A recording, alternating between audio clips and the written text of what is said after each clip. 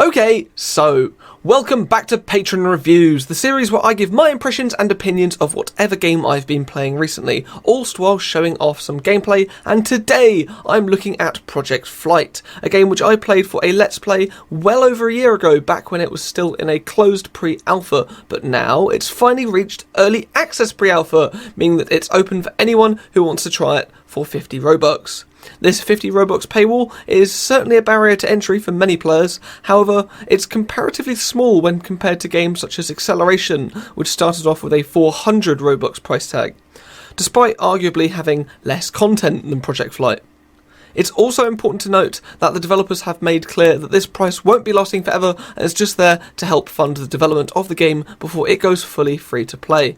It must still be noted, however, that even once you buy the game, there are some additional aircraft and features, such as air traffic control and the Eurofighter Typhoon, that are locked away behind game passes, something that's not ideal, but understandable given the game's pre-alpha development state.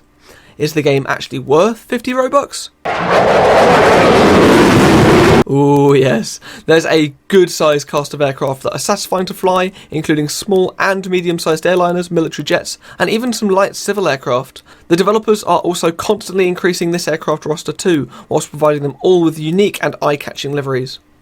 All of this combined with the FOV changer, controlled by the mouse, as well as the ability to change the time of day and the amount of cloud cover client-side, means that the game just looks stunning. The only thing that I think lets it down at the moment is the map, which although definitely isn't bad and features coastlines, trees with small towns dotted around, it falls into the usual Roblox Flight Simulator pit of having a few small islands surrounded by a huge, featureless ocean. And I do wish that there was some way to navigate other than just looking at the giant floating names in the sky. I feel that a toggleable map would be incredibly useful for situational awareness and flight planning. The game at the moment is purely a sandbox with no fuel constraints or damage modelling to worry about, meaning that you can be as bad as a pilot as you like without fear of any real repercussions. The developers have said that they're planning on adding both a ground crew mode and a career mode in the future, and each aircraft has a suite of features and animations, including landing gear, lights, flaps and spoilers, with extra features such as the Hawk T1 having deployable smoke and the Typhoon having wingtip vortices, leading edge condensation and afterburners, making them all extremely satisfying to fly and perform your own miniature air shows.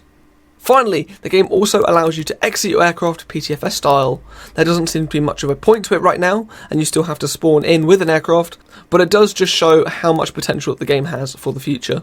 And with the game receiving constant updates from the development team, there's always something to be looking forward to.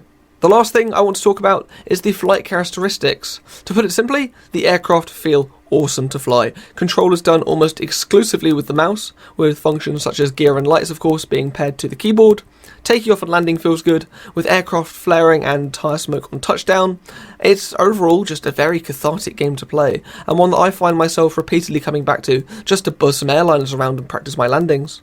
To me, it feels like an in-between between the arcadey nature of PTFS and the more realistic setup of Flightline, nestling neatly between the two. Now then, would I recommend the game? The answer is a resounding yes. Despite still being in pre-alpha, the game already has so many interesting and most importantly fun features that mean that this is already a must-play for anyone at all interested in Roblox Flight. The one thing that I reckon might put people off getting the game at the moment is its paywall, and I definitely can't blame anyone wanting to wait a few months longer until the game becomes free to play. There is also a few glitches left that could force players to need to reset, but with this being Roblox and at the rate that the development team is working on it, I think that this is fully to be expected. And with all that said, there's nothing else to say. Thank you very much for watching, and I'll see you all in the next one. Patron, out.